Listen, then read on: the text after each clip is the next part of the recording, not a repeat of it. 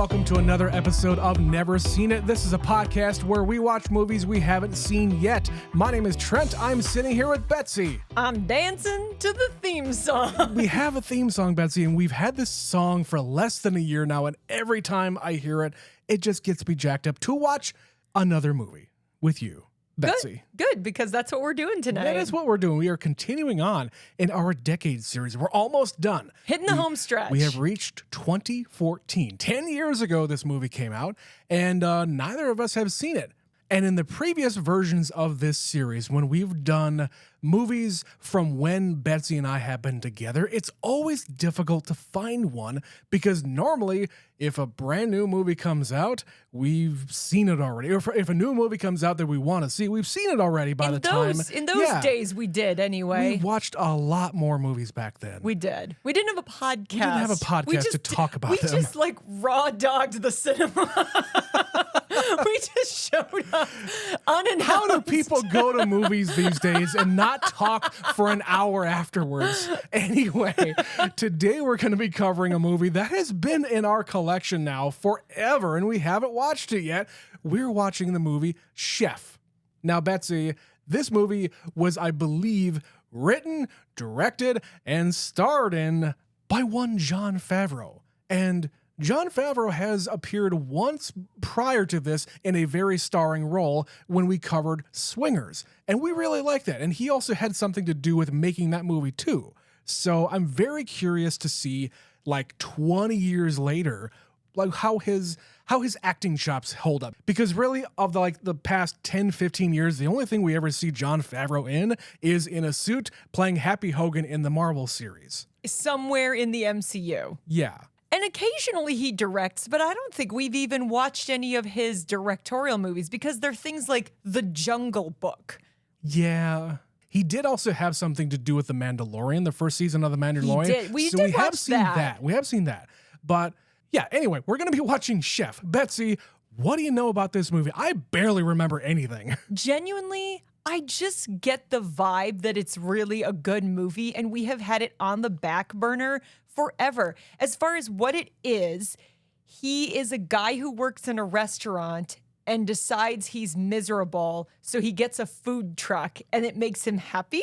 This seems like a feel-good movie. Yes. Where everybody's coming together surrounding food. And Betsy and I, of course, love food. And we like a lot of the people in this movie.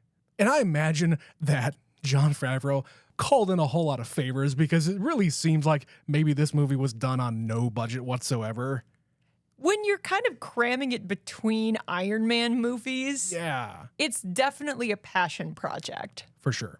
But besides that, I don't really know a whole lot of other people. I know it's Sofia Vergara is I think one of them. Is John Leguizamo in this? Seems like it. Yeah, I think Maybe. so. Again, could be wrong. There's a lot of people in this movie. I know that much.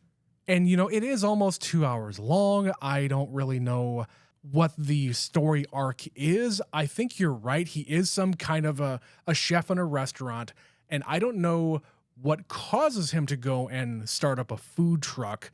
And I don't know whether or not this is based on any kind of real story or if it's just completely fiction. I have no idea. I think it's fiction, but it's definitely something I've heard people who work in high-power, high-stress restaurants do end up doing because they just can't deal with the pressure and they want their food to be more approachable. That's true. And around here, food trucks are not really that much of a thing because of the seasons and whatnot, but we do have them around here, and a lot of times they start out as food trucks and they graduate into being real businesses, real restaurants. And to my knowledge, as far as the ones around here, I can only think of one that has actually become successful. It's that pizza joint downtown that has really good pizza. But anyway, that's what we know about Chef before we go in. I don't really have much else to say. Betsy, do you have anything? I'm glad we're finally watching this. All right. Well, we're going to go and watch Chef. We will be right back.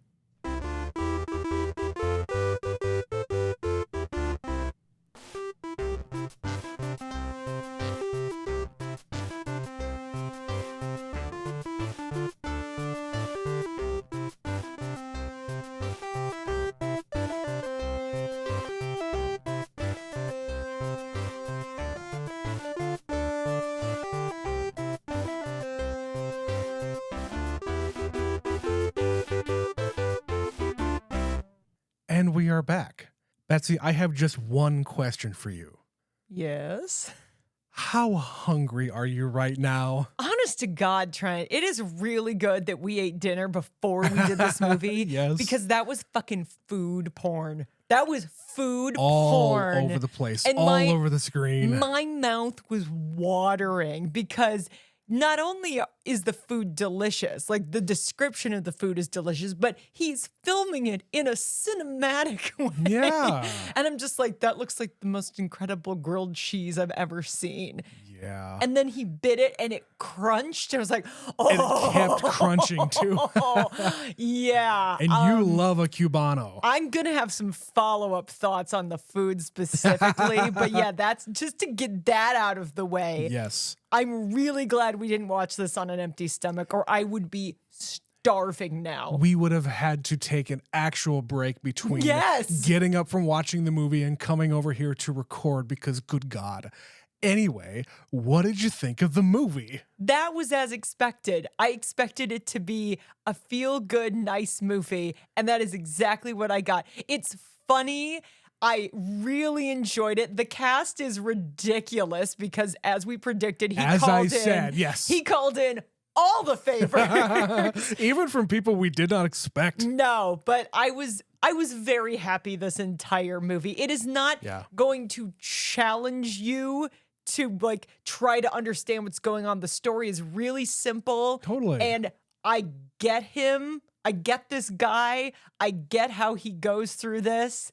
And I was just along for the ride and I just really liked it. I had so much fun. This is a really fun movie. There's, like you said, there's nothing really to challenge you as a film watcher. This is not a film. This is him fucking around, having a good time, making some food and filming it. And making a movie. And it's a little cute story between a father and son. That's really what this story is. And I know Jon Favreau is very much about his family. We've talked before when we covered Swingers, the fact that when he moved to LA, he fell in love with the city. He fell in love with the culture. He has a fucking tattoo on his arm. I don't know if it's real or not, but I imagine it's real. He has a tattoo on his arm of the bear on the California flag.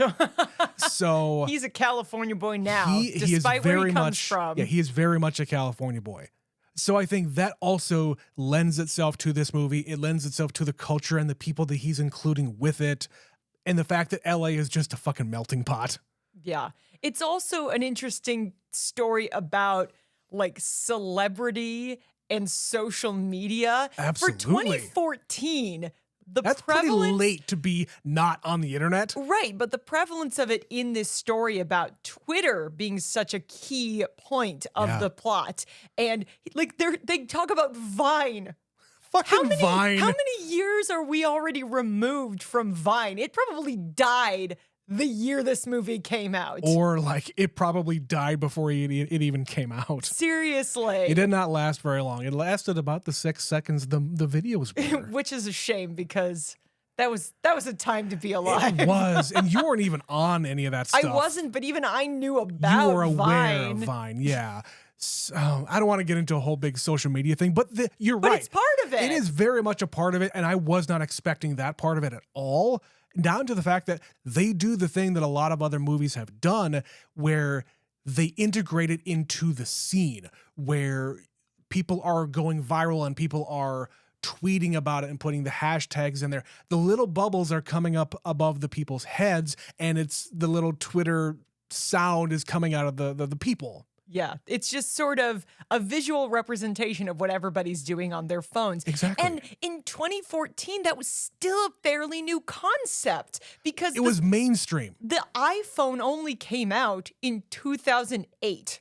And so getting all of these apps and getting them in a way that it was an actual icon you tapped on your phone and was with you everywhere you went. We had a conversation about Twitter a while back about how you had to like log in with your email and it was very like in the early days. The early days of archaic. Twitter was the reason why it had 140 character limit is because you were expected to text your tweet to Twitter. and that got posted via your text message. It wasn't even really through the internet. Yeah, so 2014, to have Twitter be so represented in this movie, it just shows you the leap that platform took in this amount of time. And I think the more important thing here is that this guy, the chef, he has been so locked in at what he's been doing that he hasn't had to care about anything that's been happening outside of his kitchen. He is in his bubble. The kitchen is his world. Yeah. He doesn't even pay that much attention to his son. And it's not until he is kind of forced into a situation where he spends time with his son that he starts to see, wow, there's an entire world. In no scenario did I think that the plot would hinge on him not understanding how tweeting works. Yes. That is what escalates everything. It gets the ball rolling. He calls out the reviewer who gave him a negative review, and he's like, fuck you, dude. and they start a fight. And really, it's really coming down to the fact that people can't tell your intonation via tweet or text message. You can't get people's inflection. You can't tell that people are just fucking joking or starting, as Oliver Platt says, a flame war. Because that is what sometimes people do. Like when celebrities fight, it's not fucking real. No. They do it. They have too much to lose to be serious about it. They make fake beef so everybody on the internet is talking about them. And that's what Oliver Platt assumes is going on. Yeah. But Jon Favreau doesn't understand the internet. He's a food critic. He gets shit on all the time. Yeah. And his job is to go out, and he has made a career of saying nice things, bad things. He's out there being honest. He's an entertainer more than anything else. Being a food critic is just basically being really good at descriptors. Yeah, using your words to describe food. Like you and I would not be good food critics. We're talkers. We are like talkers. To talk. I'm very much a writer still. However, I would be a terrible food critic because I would hate everything. Yeah, it's like a quail egg. Fuck you. This is Bring not me some for me. Food. This is not for me. I think there was maybe one thing in that original dining menu that you would have eaten. I don't think so. I don't think there's anything in there. I think there were some scallops or something. Okay, scallops are I think fine. you could have gotten down with that, but you are not a person who's going to go to a tasting menu at a fancy restaurant. I'm not an adventurous eater. I do love me some seafood, though. If you put any kind of seafood in front of me, I will probably eat it and probably like it. But that's kind of uncommon with non-adventurous eaters. I don't want to call myself a picky eater because that's something an 8-year-old would do. You are not adventurous, but you are I open. like what I like. You are also not going to dig your heels in and refuse to ever try anything new. No, we have often tried new things, and you have discovered that, in fact, you have been wasting years of your life not realizing that you liked that. Right. We get into our little food rut in our little home. I hate our food rut. It pisses me off when we get there, where it's just like, I'm so sick of everything we cook. And then I don't want to cook. Yeah, and we also get to the point where, wait, didn't we used to make this? I like this. Why don't we make this anymore? Yeah. Or it's just time consuming. And so it's like, I really like it, but what I've determined is it's not so much the cooking I dislike. It's the time it takes for the result. Mm-hmm. Most of the time, I don't find those two things to balance. And then I have a shitload of cleanup. Like the number of fucking plates and pans and trays and spoons that I go through to make something that's complicated. For one night. For one meal. Yeah. So I'm never going to be this guy in this movie. I wish, God, do I wish I had this instinct that he has, where he is a real chef, where he can wander around a place and say that and this and grab a little of this. And he knows what things taste like, and he knows what they might taste like together. Yep. And then in his little apartment, his shitty little hellhole of a place where he calls home, where the kitchen is immaculate, but everything else is just crumbling. Yeah, it is iconic of what this guy is all about. He's not home. He doesn't care about all the other shit. That's not where he spends his time. No, but the fact that even in that space, he can create something fucking iconic. Like there was the sequence where he finally has enough, he leaves the restaurant, and they still move forward serving the reviewer a second time. Yeah. And the meal he made for himself was basically what he wanted to do.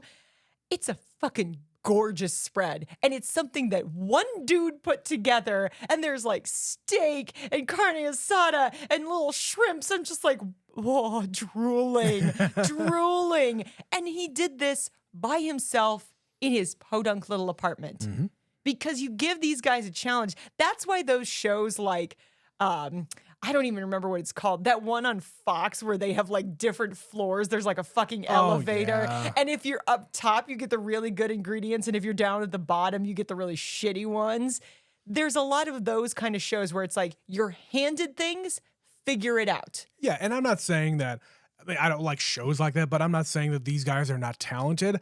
It's a challenge for sure to make anything that tastes good and looks good too. But that's my point is, they actually have the capacity to make it work. They can figure it out. And when you have unlimited resources, the things these people can do. Totally. So that's what I loved about this movie is just watching him be creative. I love watching creative people be creative, whatever the medium is, whether you are a musician and, you paint, whether you are making clothing. Yeah, you're way into I love that shit. Next Top Model, and you're into the, what was that other one? Trent, I am so obsessed with America's Next Top Model. Yes. Because I love the photography, how it doesn't look like anything, and then they take the picture. I'm like, God damn, that looks amazing. And then the runway. Project Runway. Project Runway. Thank you. Same thing, where it's just like, here's a challenge, here's your bullshit supplies, Yeah. make it work. That's literally the tagline on Project Runway is make it work. And I just love it. And when it's food, same thing. He's just like grabbing things going, what do I feel inspired by? There's the scene where he says, I got to go create a menu. He doesn't have a plan. He has no plan. He just sees what speaks to him and he fucking creates it. And like his main meal with the hog that he brings in there, I imagine it's probably something that he's been kind of ruminating on for weeks. Like, I got this thing coming up. What could I do? What could I do? What could I do? So he talks about it with his sous chef and all of his assistants. And he finally nails it. Okay, we're going to do this. We're going to bring in the hog that morning. And I got a guy who can hook us up with one. And it's just the creative process, but in a different way.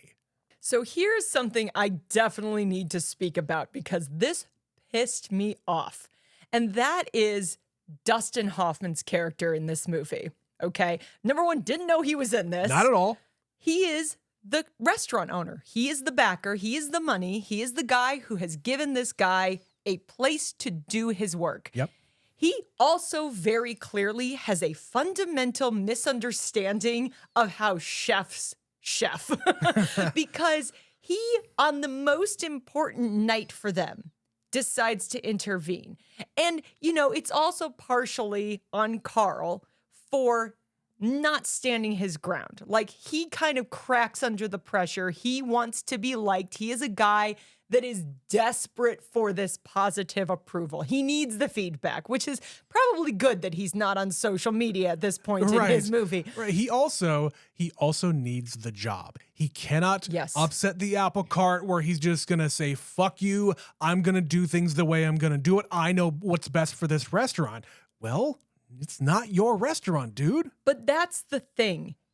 Because he gives in to the restaurant owner and he does the boring, same traditional thing. It's not that it's bad food. It's just predictable for this guy. He has gotten in a food rut of his own. Yes.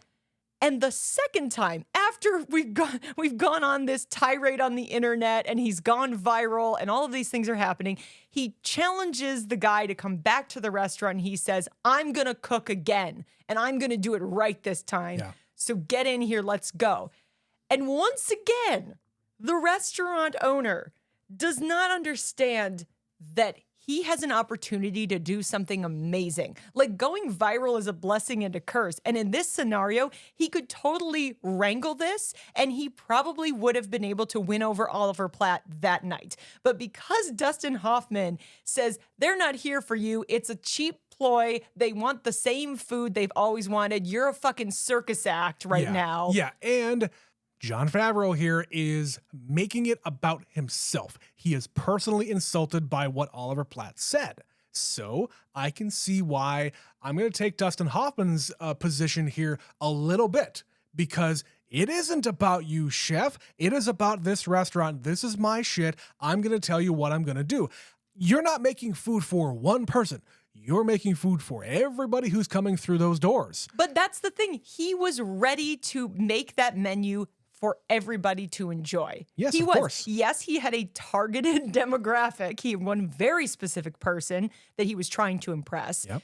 But this, again, Dustin Hoffman's character does not let him have some creative control. If you have somebody who is an up-and-coming chef, if you have them at your disposal, you're really not going to let this guy be creative. No, I'm Really? totally with you when it comes to that. What I'm saying is, Dustin Hoffman, he's not worried about the one guy and the one bad review. Okay, I got a bad review from this famous guy. It'll blow over. We got how many people waiting out the door? We need to serve all of those people and keep them coming back. I don't want to have one night be ruined and have all of our regulars just completely leave us. But then when you are faced with the challenge of he's coming back, you're really going to serve him the exact same menu that he ripped a new one? That was terrible. That was a fucking stupid idea. And the two of them just like, here, drink this wine. Is the food not to your liking? Like just Right. completely sucking up to this guy. I'm totally with you.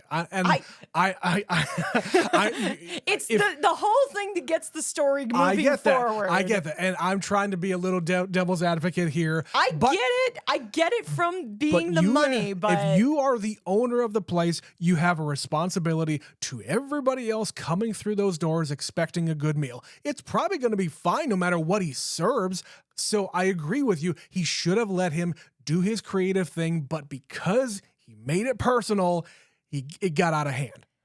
I don't disagree with that. I am just saying that if you get a chef in your doors that you know is creative, the best thing you can do is let him be. He's a fucking artist. That's how they are. Yes, some of them are divas, but this guy is not a diva. He needs this job. But you don't trust him enough to make a delicious meal because one time he made brains.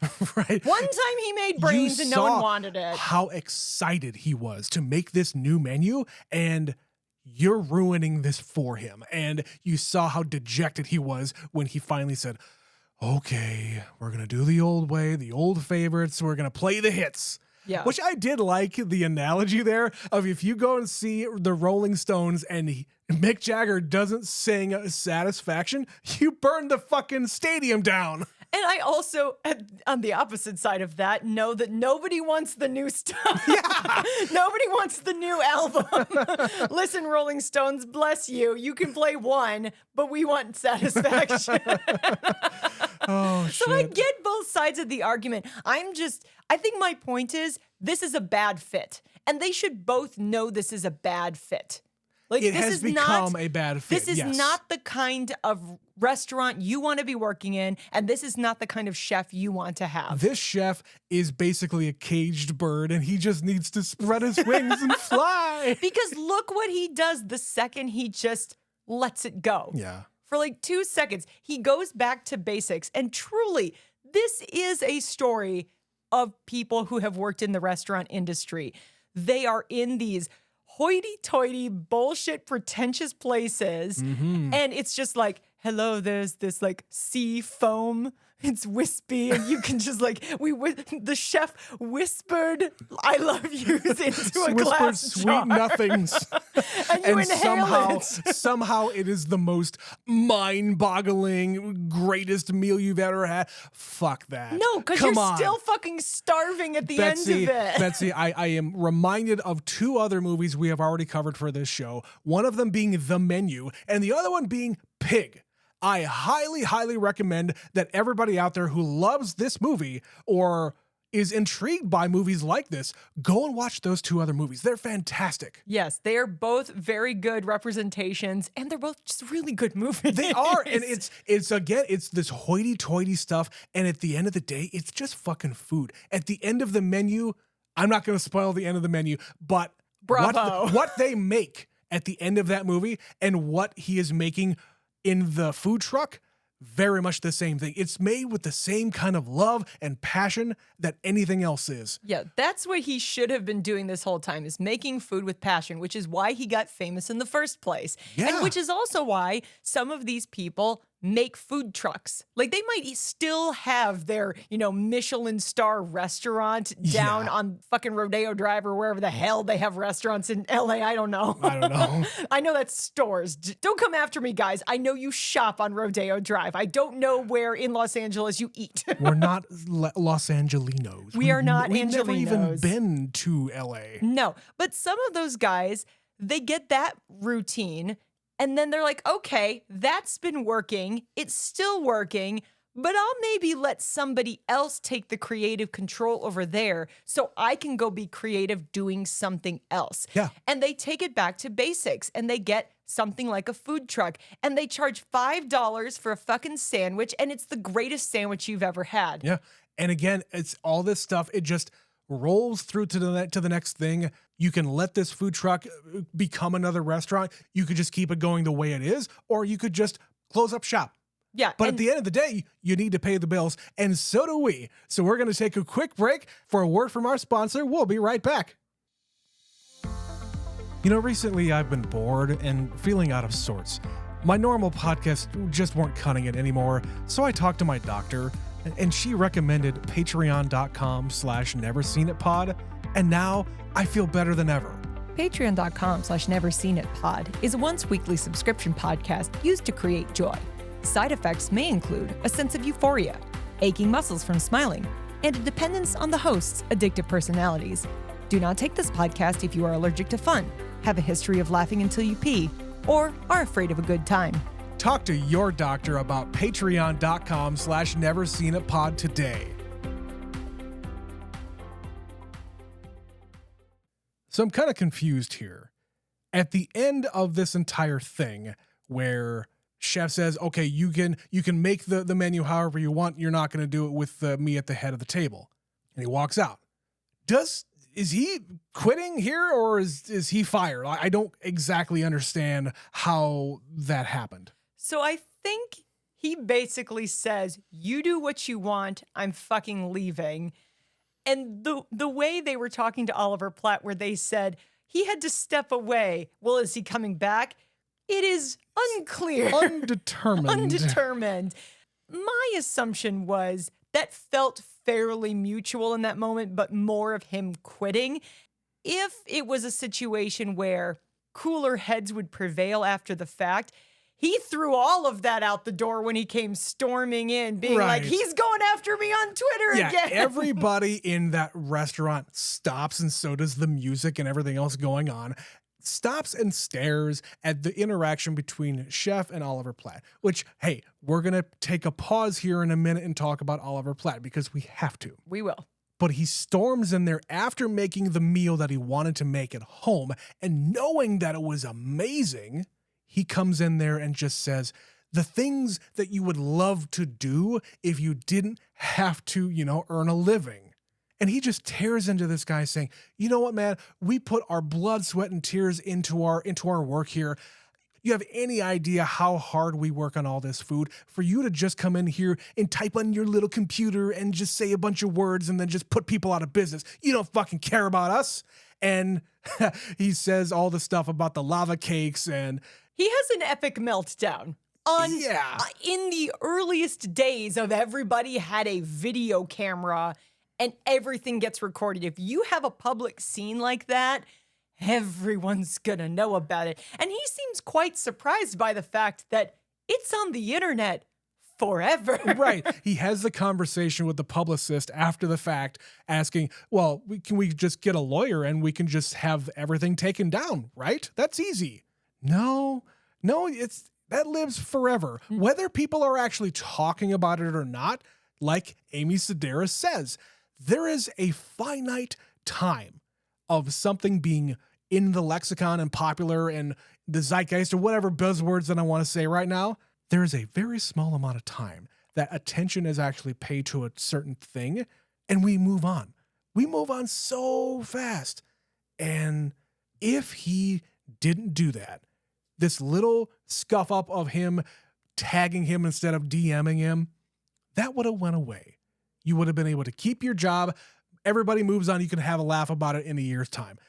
But no, you had to make it personal. You had to get in the guy's face. You had to make it personal and very public. And Yes. no boss is going to let you continue to work for them when you take that approach. Yeah. And the funniest bit is how he starts, where he says, "You're not getting to me. You're not getting to me." It's like, dude, you fucking joined Twitter because two guys said fuck Twitter and you didn't even know what that meant. Right. Which, if we want to talk about an implausible scenario, the fact that a restaurant review went viral that way, I don't think would really happen. In I don't a very small circle, I'm sure Yes. it would. But that bubble is quite small. So you have to put that in a scale and a perspective. Yep. And he overreacted. Let's put it that way. Yeah. Because he spent the entire fucking night scrolling through Twitter and clicking the links and clicking the articles. And then he just says out loud the thing he's thinking, not realizing what Twitter is and how it works.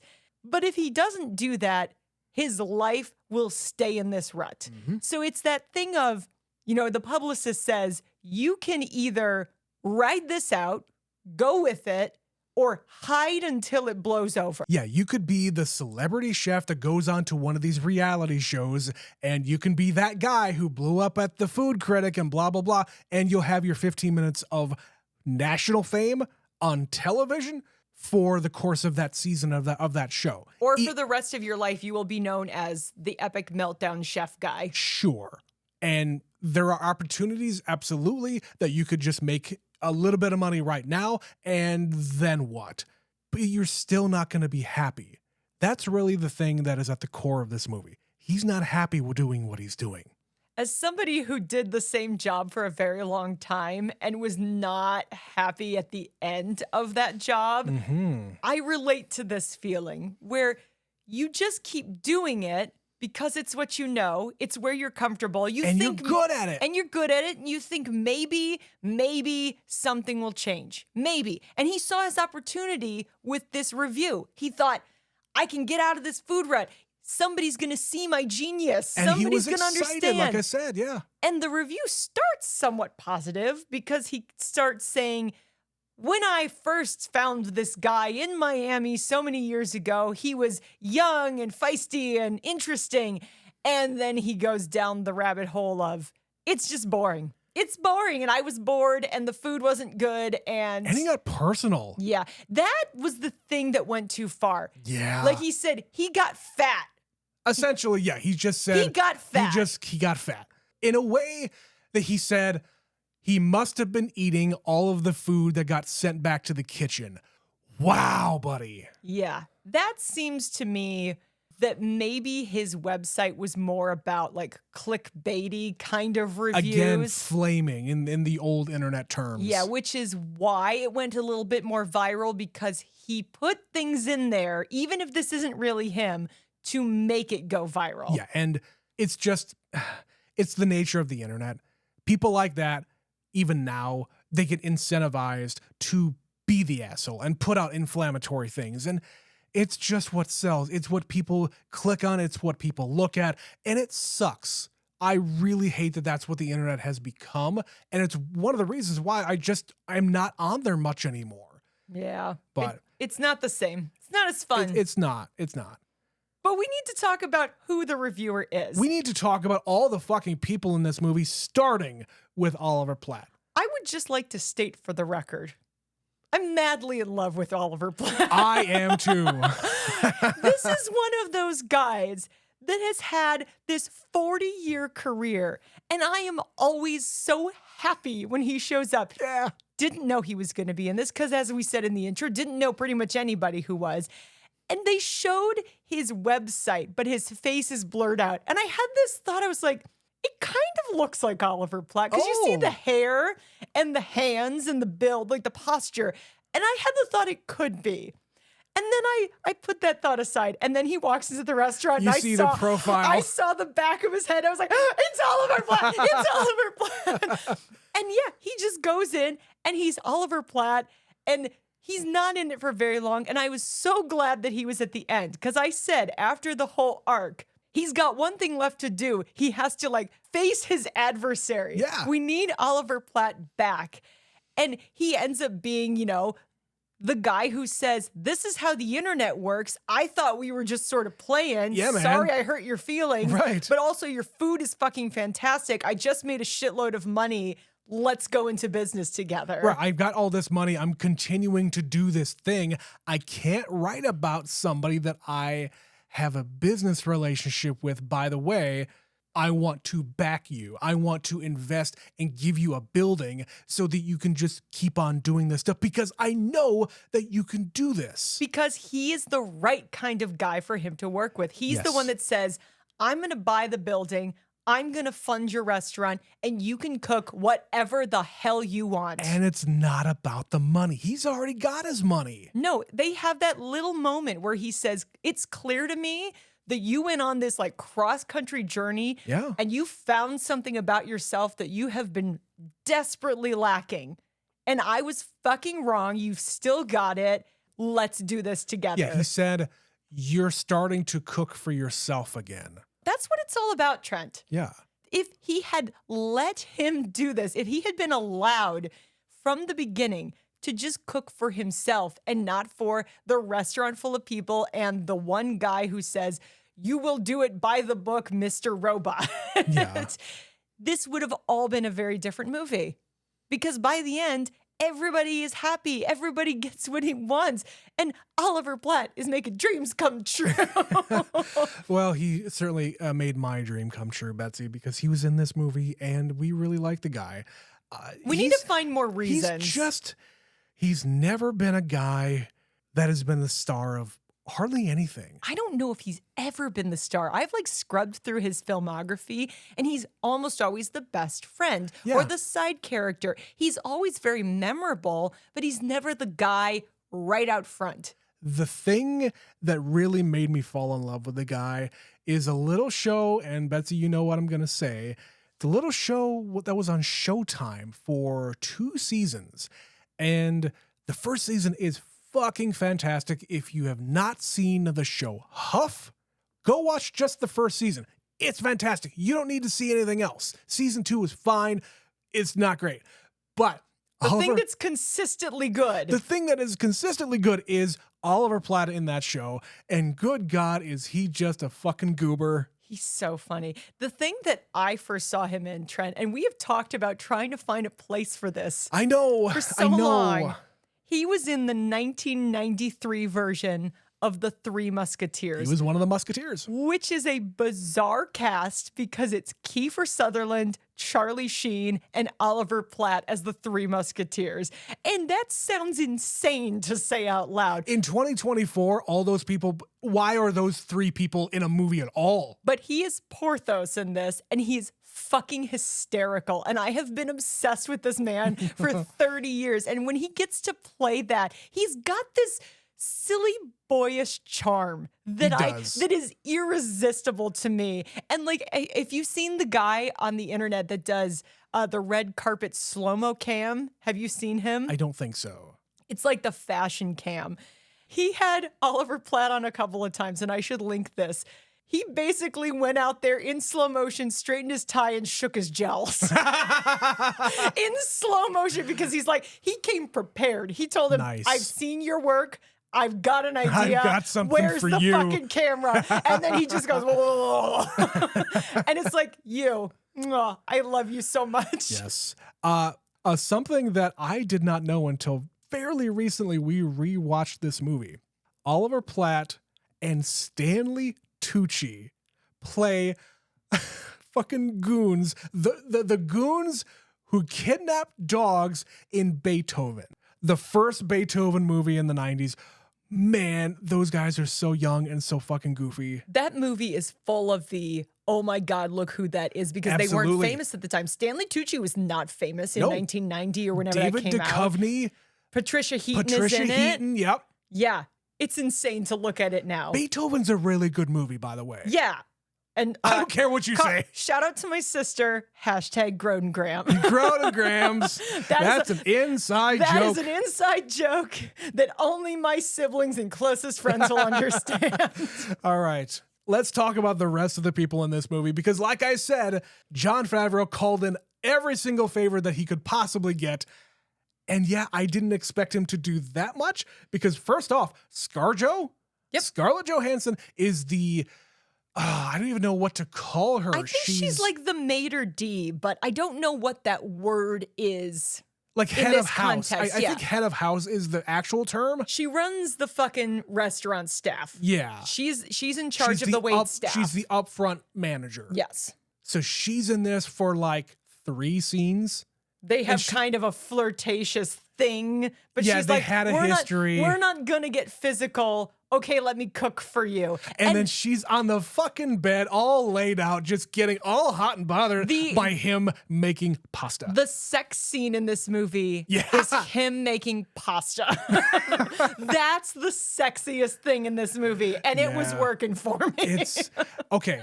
As long as we're going to keep on talking about her, she owed it to him to do this movie for him because if it wasn't for Jon Favreau, ScarJo is not the highest paid actress in the world. Probably not, because in 2014, we would have had Iron Man's 1, 2, and probably 3 at this point. And we would have the Avengers. We would have also had, I think, 2 Avengers movies by then. Yeah, but that all started because she was in Jon Favreau's movie. Yeah, she was in Iron Man 2 to start off. Yeah. So yeah, I don't think she would have had the career that she has had, at least not all the money she has. Not on the trajectory she did. Not in that way, no. But you know who kind of already had a career? Someone else in this movie, Robert Downey Jr. Holy fucking shit. I was very surprised to see him.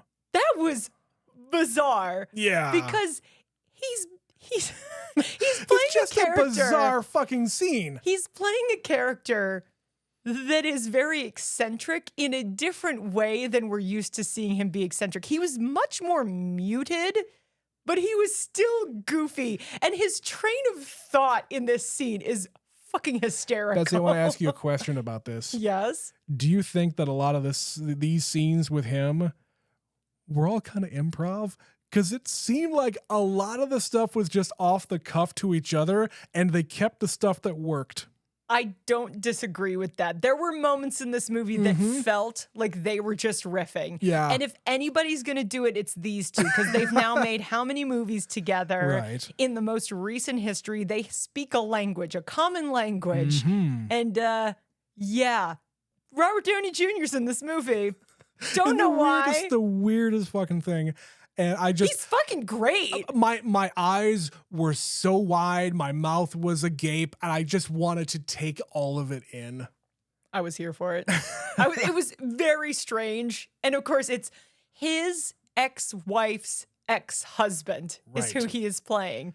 And he's just sort of a weirdo. I'm still a little bit unclear as to who is married to Sofia Vergara first. I think it was Robert Downey Jr. I think it was him, but at the beginning I thought it was Jon Favreau. It doesn't matter. No. But the argument that they get into and the back and forth about the secretary and having to wear booties if you don't want to take your shoes off.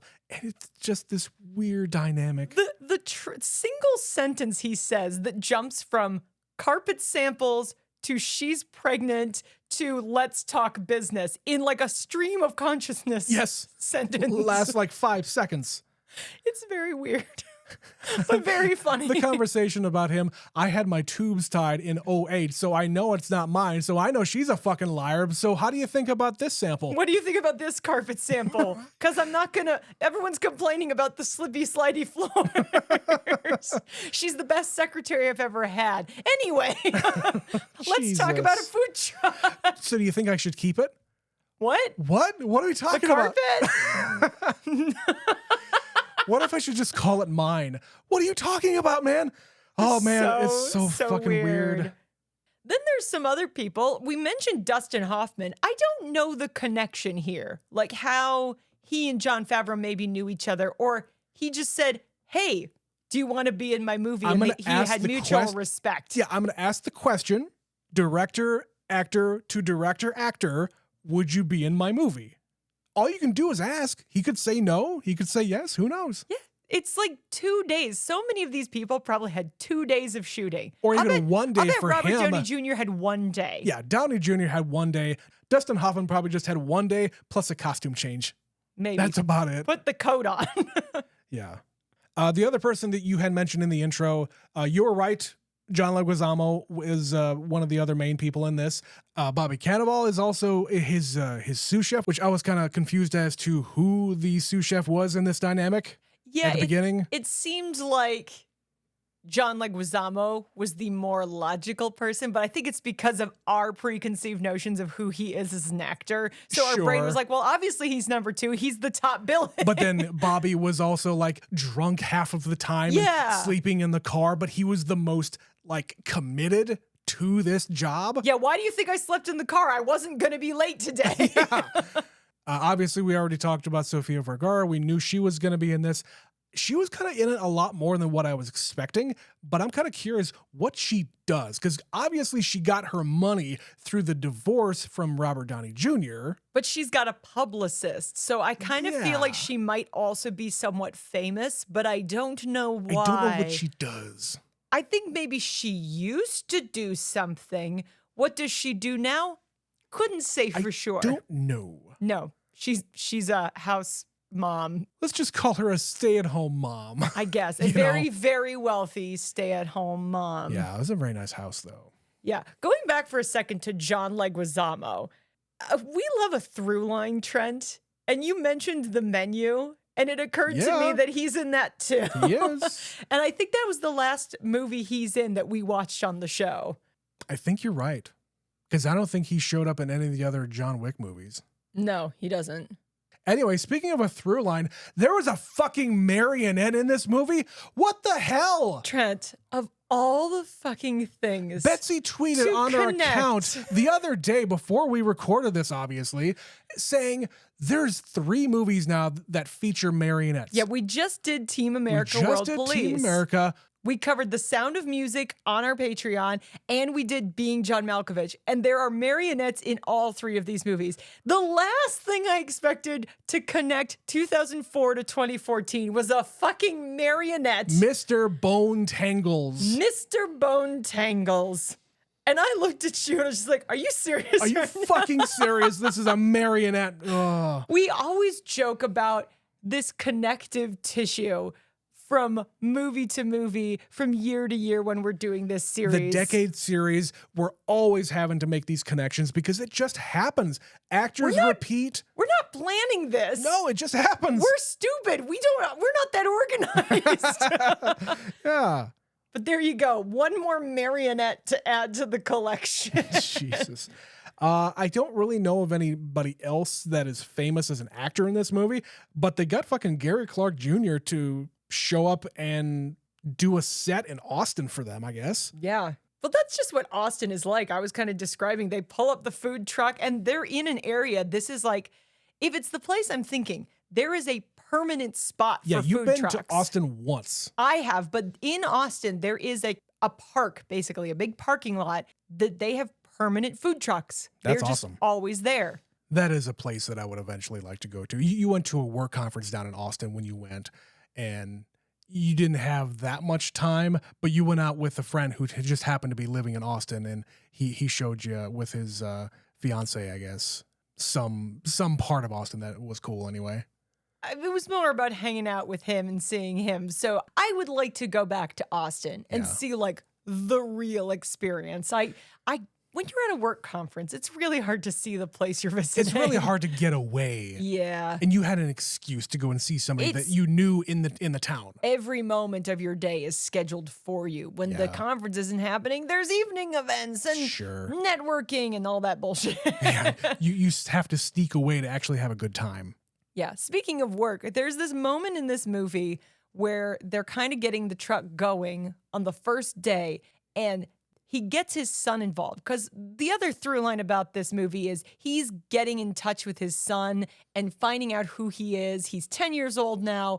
He's kind of been disconnected from him for a while. And the son really wants to be a part of what he is doing. He always wants to tag along when Go he's to the restaurant, when he's go to going to this, the yeah. farmer's market, buying food and going to the restaurant and being involved in this food truck business. So he finally lets him on the truck and he shows him what he has to do. Your part is we're going to make the Cubano and you're going to make sure it's golden brown. Put the butter on and put it in the press and make sure it's golden brown. And he burns one.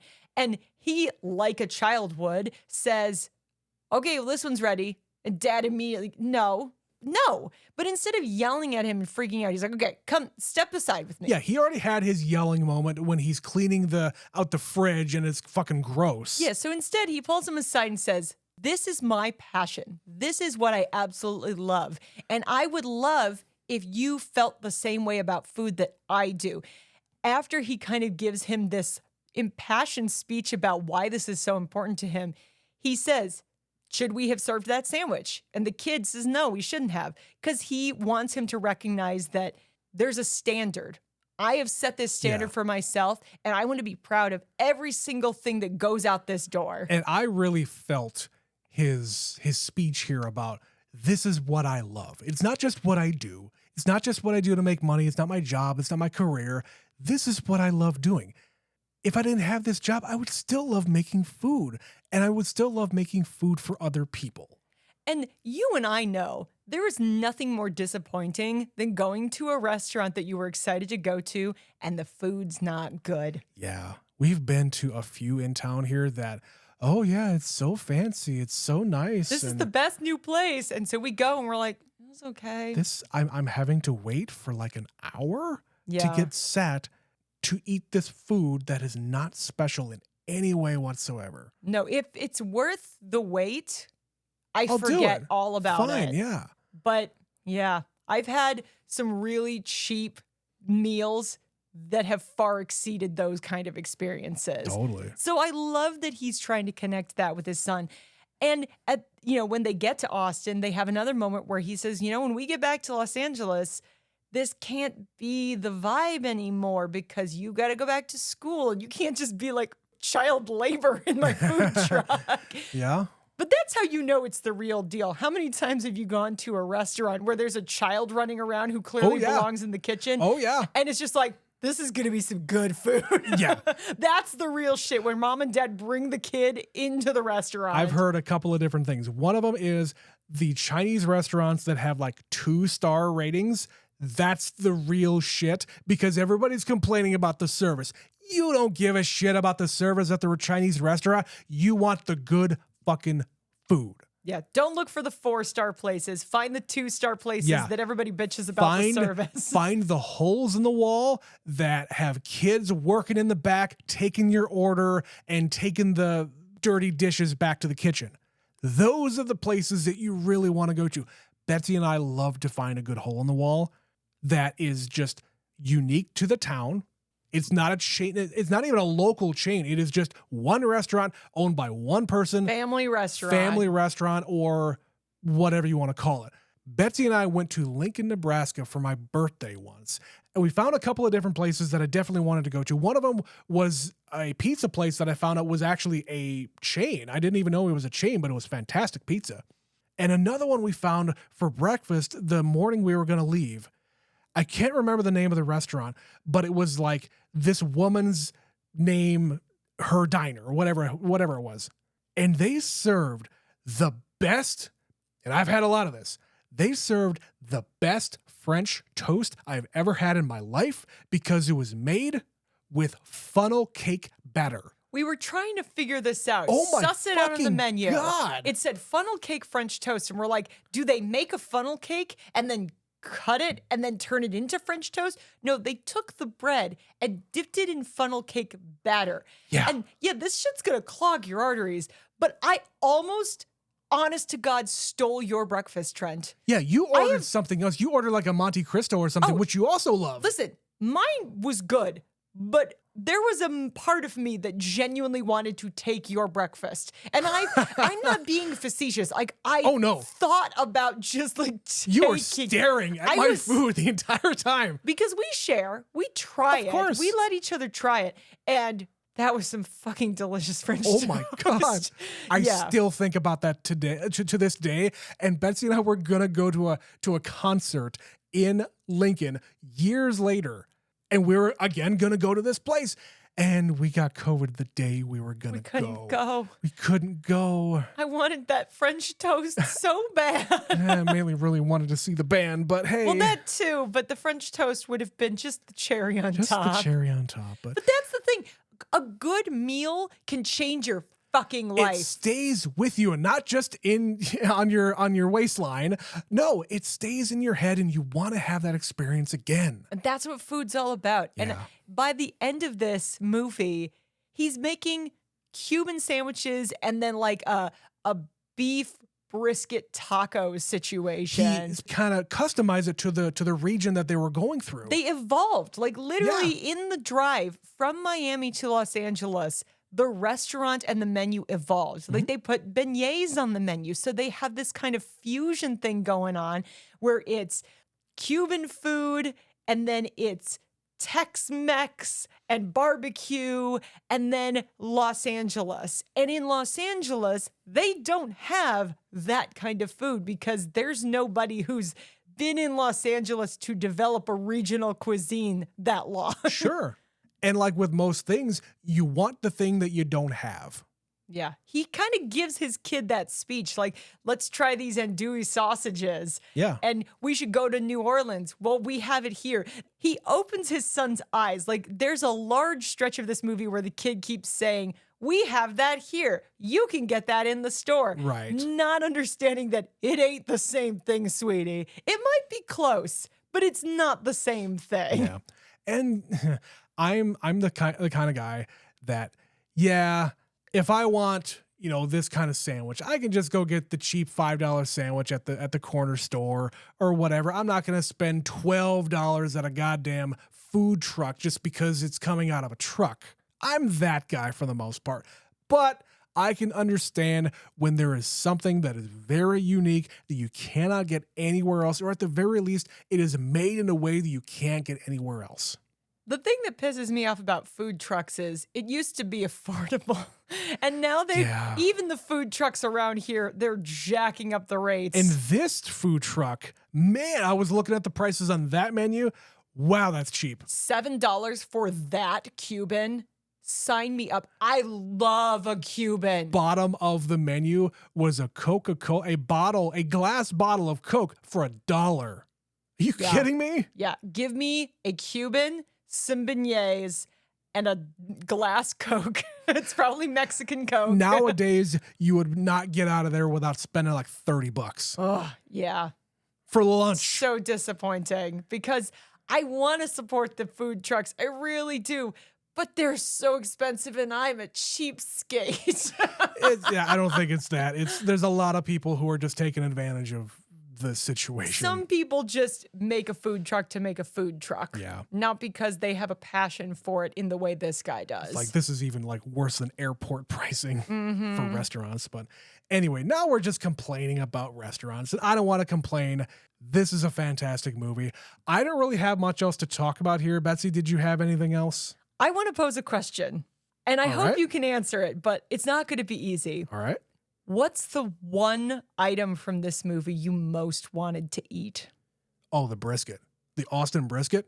That was the one? Oh, fuck me. I thought you might pick that steak he made in his apartment. That looked really good too, but I don't get a lot of brisket. Like the brisket around here is okay, but the next time we want to take a trip south, I also want to really try like real Kansas City barbecue. Yeah. Southern barbecue. We have a version of that up here, but it's another couple of chains up here. There is a local place though that's pretty close. It's really good. It's good, but is it authentic? Only one way to find out. We gotta go to the source to compare. Yeah.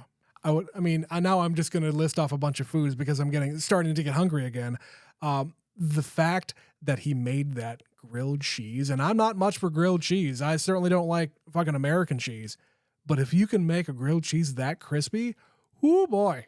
Yeah, he was also making hash browns at one point in the movie. Oh my God. And you do love a crispy hash brown. I could learn how to make real good hash browns. You're going to go and get a job as a line cook in a diner just to learn the trick or the trade. And then the day you master it, you're fucking quitting and taking that with you forever. That is my employee benefit. You teaching me how to make this shit. That's all you care about. Yep. The rest of it, fuck it. You don't want to know. You just want the hash browns. Yeah. Crispy goddamn hash browns.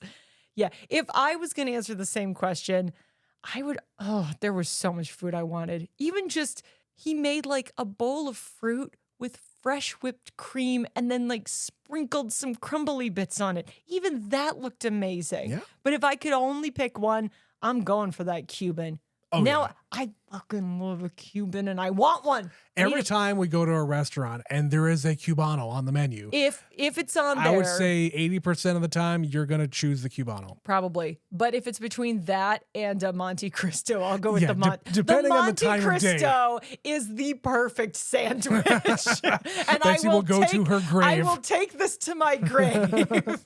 All right. Well, Betsy, I mean, besides the cornstarch on the balls, I don't know if there's really much else to really talk about here. I want to know if that actually came from a real chef, if that's something people have done, I wouldn't be surprised. or maybe I don't want to know. He did talk to real chefs for this movie, so I feel like it could have been an anecdote he just kind of chucked in there. Hey, hot tip. When you're in the South and it's really humid. When you're hot, Yeah. cornstarch on your balls. Cornstarch on the balls. That has been Chef, Betsy. 2014's entry in this year's Decade series. That was a lot of fun. Now I'm really hungry. We got to get the hell out of here. But before we do that, we are going to read an email from our super fan, Stephanie. She wrote to us about Reality Bites, the 1994 entry in this series. She said, "So I kept getting this movie mixed up with High Fidelity, another classic Gen X movie. I had never seen this one, haha, but I'm homesick, so I thought I would give it a watch. Not gonna lie, I didn't love it. I wanted to love it, it was just kind of okay. Maybe if I had seen this when I was younger, I would find Troy charming, but honestly, he sucks." Yeah, he kind of does. Like Betsy, I also went straight to work out of college. I coasted a bit that summer, but still had a job the whole time.